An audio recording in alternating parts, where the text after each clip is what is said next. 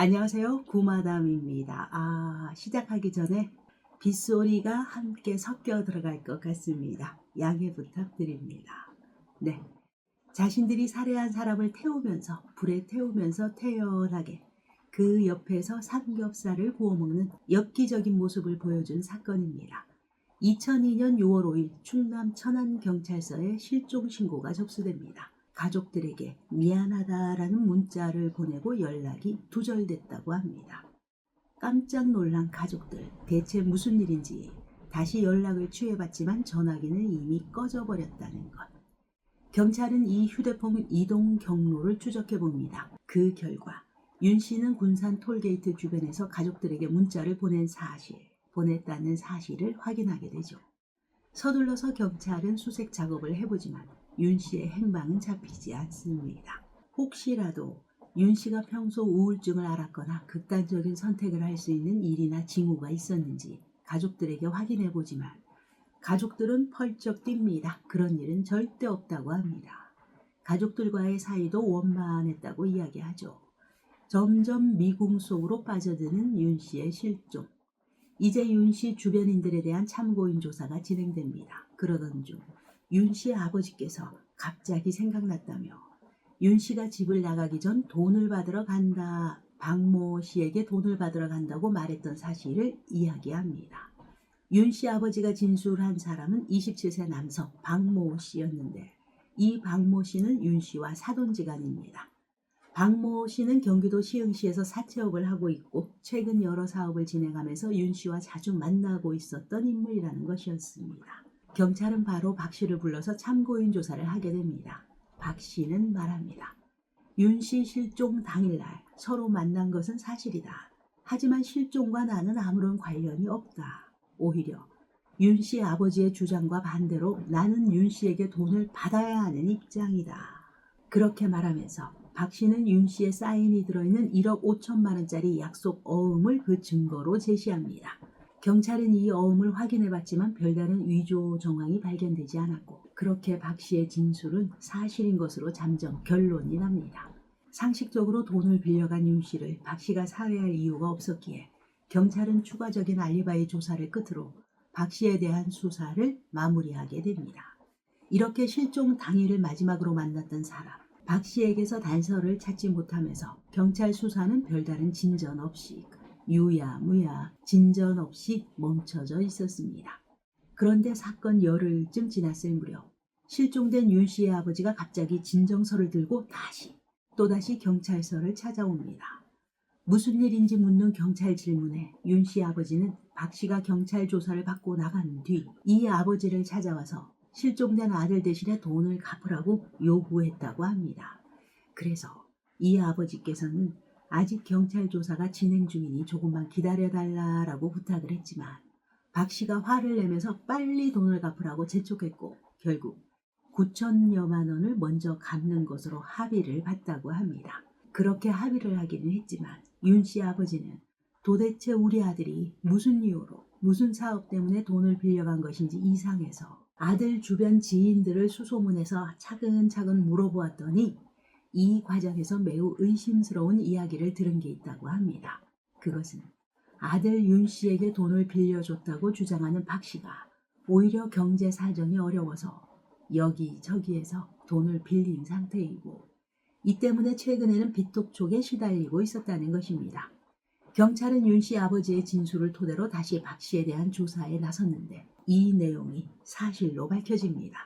박 씨는 최근에 하던 사업뿐만 아니라 대포차 등 유사금융 형태의 여러 사업에 뛰어들었는데 그 과정에서 자금을 모으기 위해서 친척들과 지인들에게서 적게는 수백만 원, 많게는 수억 원의 돈을 빌린 사실이 드러났습니다. 실종된 윤 씨도 박 씨에게 3억여 원을 빌려준 상태였죠.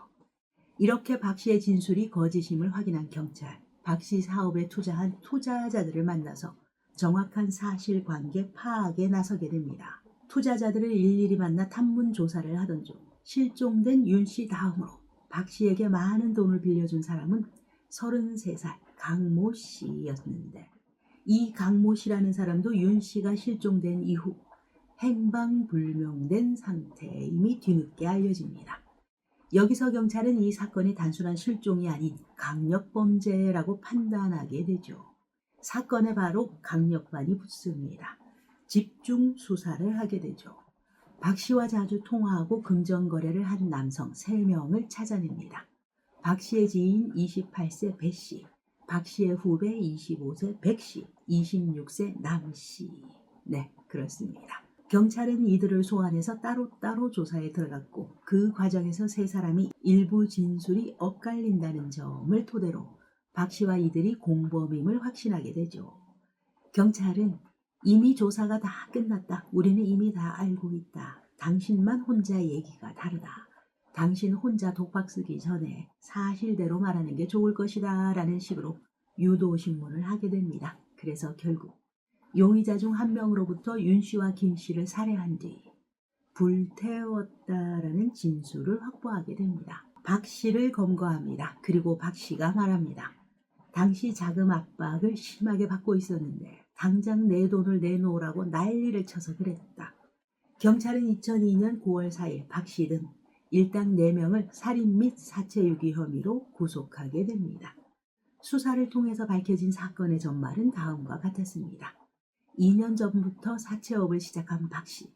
사업이 생각했던 것보다 잘 되자 이후 차를 담보로 돈을 빌려주는 속칭 대포차 사업에도 뛰어들었고 또 유사 금융 형태의 사업을 하나 둘씩 확장해 나갑니다. 그렇게 사업을 점점 확장하면서 자본금이 필요했던 박 씨는 친척과 지인들에게 사업 투자 형식으로 여기저기서 돈을 빌리게 되었고 이 과정에서 자신과 사돈관계인 윤 씨에게서 3억을 그리고 사채업을 하며 알게 된 강 씨에게서는 1억 5천만 원을 빌리게 됩니다. 하지만 이후 박 씨의 사업이 허울만 그럴듯할 뿐 실상은 그저 돈 놓고 돈 먹기 같은 금융 피라미드 형식인 사실이 드러나면서 돈을 빌려준 투자자들이 앞다투어서 서로 돈을 돌려달라고 요구하기 시작했다는 것입니다. 이에 강한 채무 압력에 시달리던 박 씨는 결국 채권자들을 없애기로 마음먹습니다. 박 씨는 먼저 가장 많은 돈을 빌려준 윤 씨를 살해하기로 하고 2002년 6월 4일 사채업을 간간히 도와주고 있던 지인 배 씨에게 연락해서 사람 하나 없애야 하는데 도와줄 수 있겠는가. 대신 2억을 주겠다라며 범행을 제안합니다. 당시 배 씨는 마땅한 직업도 없었고 그로 인해서 수입이 없던 상태였기에 흔쾌히 제안을 수락했다고 합니다. 그 이후 박 씨는 후배인 백 씨와 남 씨에게도 연락을 하게 됩니다. 배 씨와 마찬가지로 사람 하나 보내주면 2억을 주겠다고 제의했고 그 당시 벌이가 변변치 않았던 이 2사람도 범행에 동참하게 되었다는 것이었죠. 이들은 그날 저녁 박 씨의 사무실에 모여서 구체적인 살해 계획을 세웠고 마음이 약해지기 전에 빨리 서둘러서 범행에 착수하기로 합니다. 그래서 그 다음 날인 6월 5일 오전에 박 씨는 윤 씨에게 연락을 해 유인하게 되죠. 돈을 갚을 테니 우리 사무실로 와라. 오후 8시 30분경 아무것도 모른 채 박 씨 사무실에 도착한 윤 씨. 미리 숨어있던 박 씨 일당들에게 제압당한 뒤 무자비하게 폭행당하고 1억 5천만 원의 어음까지 작성하게 됩니다. 이후 박 씨 일당은 알리바이를 조작하기 위해서 윤 씨를 군산 톨게이트 근처로 끌고 간 뒤 그곳에서 목졸라 살해하고 그 자리에서 윤 씨의 핸드폰으로 가족들에게 문자를 보냅니다. 아버지 죄송해요. 누나 미안해 등의 문자 메시지를 보내고 윤 씨가 마치 극단적인 선택을 한 것처럼 위장을 하게 됩니다. 심지어 박 씨 자신 앞으로도 문자를 보내둡니다. 힘든 줄 알면서 죄송해요 라고 메시지를 보내놓죠. 이후 박 씨 일당은 윤 씨의 사체를 차에 싣고 이동하게 됩니다. 충북 청주시 노읍면에 있는 박 씨의 선산으로 옮겨서 암매장을 하게 됩니다. 그러나 실종 신고로 경찰 조사가 본격적으로 시작되자 박 씨가 먼저 가장 유력한 용의자로 의심받기도 했습니다. 하지만 이렇게 치밀하게 준비한 알리바이로 유유히 경찰의 의심에서 벗어나게 되었던 것입니다. 하지만 박 씨의 심정은 상당히 불안했죠. 혹시 윤 씨의 시체가 발견될까? 네, 불안했겠죠. 박 씨는 결국 다시 일행들을 불러 모아 윤 씨의 사체를 완전히 없애기로 합니다. 2002년 7월 11일 안매장된 윤 씨의 사체를 다시 파내어 드럼통에 넣은 뒤 평택시 진위면 고속도로 다리 아래에서 신어를 뿌리고 불을 붙여 태웁니다. 이 과정에서 박 씨 일당들은 사람들의 의심을 피하기 위해서 사체가 불타고 있는 그 드럼통 옆에서 삼겹살을 구워 먹으며 술 파티를 했다고 합니다. 그렇게 한 줌의 재로 변해버린 윤 씨의 사체는 인근 교각에서 허공에 흩뿌렸다고 합니다. 이렇게 윤 씨를 무참하게 살해한 박 씨, 두 번째로 지인 강 씨를 살해하기로 합니다. 강 씨는 1억 5천만 원을 박 씨에게 투자한 상태였고, 이 강 씨는 윤 씨의 실종에 대해서 박 씨를 계속 의심하고 있던 인물이라고 합니다. 박 씨 입장에서는 없애고 싶은 사람이었죠. 범인 박 씨는 경찰 수사가 조금 잠잠해지면 강 씨를 없애려고 했지만 강 씨가 돈을 투자한 지 한 달도 채 지나지 않은 8월 초순 경기도 안산시의 한 계곡 식당에서 자신이 밥을 먹고 있는데 강 씨가 찾아와서는 내 돈도 안 주는 놈이 밥을 먹고 있네. 너 지금 주머니에 10원짜리 하나라도 있으면 당장 내놔봐라 하며 많은 사람이 보는 앞에서 윽박 지르고 밥상을 걷어차서 이에 앙심을 품고 곧바로 범행을 결심했다고 합니다. 박 씨는 공범들에게 거짓말을 하게 되죠. 이때 강 씨가 우리의 범행을 이미 다 알고 있다. 경찰에 이야기하면 우리는 바로 잡혀간다라고 거짓말을 했고 이 말을 들은 배 씨, 백 씨는 강 씨와 함께 그를 없애게 됩니다. 이들은 윤 씨 때와 마찬가지로 돈을 갚겠다며 박 씨 사무실로 강 씨를 유인하게 됩니다. 순순히 돈을 받으러 박 씨의 사무실로 찾아온 강 씨. 네, 박 씨 일당들과 맞닥뜨리며 거센 몸싸움을 하게 됩니다. 해병대 출신의 건장한 체격이었던 강 씨는 팔에 묶인 테이프를 끊어내며 거세게 저항했지만 혼자서 20대 청년들을 한꺼번에 상대하기는 무리였습니다. 결국 제압당한 강 씨. 안산시 월곡동의 한 야산으로 끌려가서 무참하게 살해되고 맙니다. 이때 박 씨 일당은 첫 번째 범행 직후 사체를 매장하는 것이 능사는 아니다라는 사실을 깨달았다고 합니다. 한 번의 경험을 통해서 사체를 아예 없애버리게 되면 더 쉽게 추적을 피할 수 있다라는 노하우를 터득했다는 것입니다. 이번에는 박 씨 일당 평택 외곽에 있는 배 씨의 외삼촌 댁으로 찾아갑니다. 그리고는 한밤중에 술잔치를 벌리는 척하며 또 고기를 구워댑니다. 그렇게 앞선 윤 씨와 같은 방법으로 폐 드럼통에 강 씨의 사체를 넣어서 불태우면서 태연하게 옆에서 개고기를 구워 먹는 엽기적인 장면을 연출했다고 합니다. 이렇게 윤 씨에 이어서 강 씨마저 태워버리면서 완전 범죄를 꿈꾸었죠. 하지만 윤 씨 아버지의 제보를 받은 경찰이 용의자들을 소환해 집중 조사에 나서면서 범행의 전모가 드러난 것입니다. 이 범인들에게는 서로가 서로를 믿지 못하는 불신, 이 불신이 그들의 가장 큰 적이었던 것입니다.